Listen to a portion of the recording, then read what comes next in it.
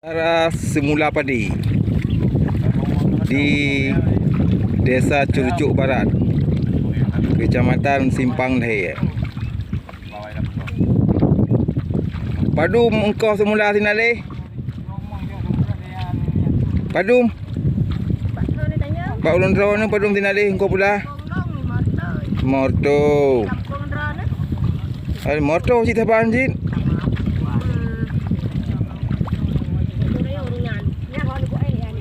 Si uro padum nalih dia.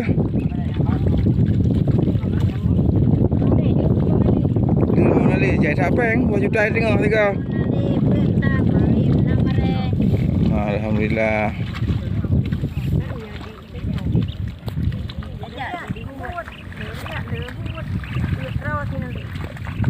Draw finale.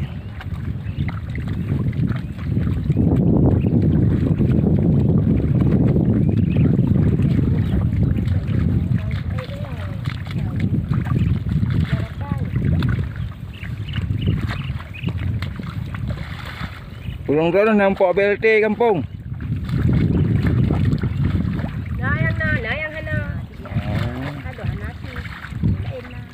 Nak vaksin. Nak vaksin.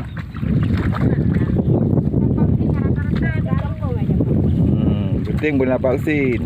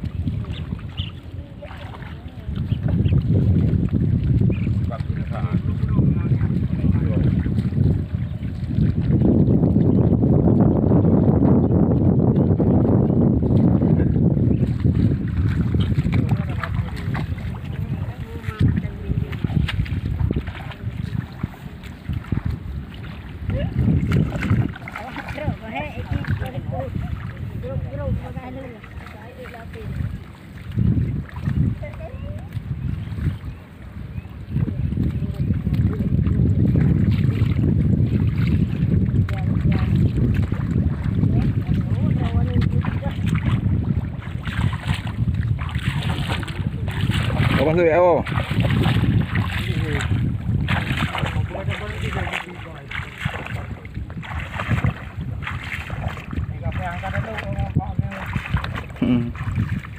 Cuba cuk dah begot.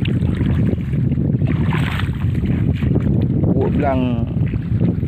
Naik.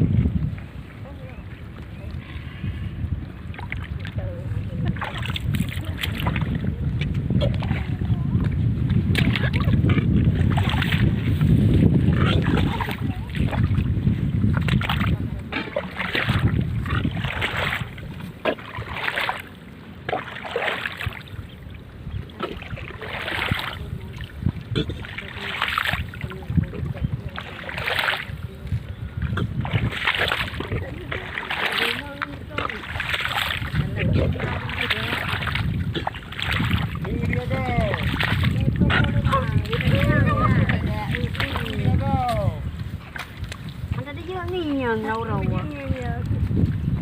Ya, tahu aja. Kuy gari tu. Oh, tarik jilbab. Ya, beginilah proses cara semula padi untuk masyarakat PD ya.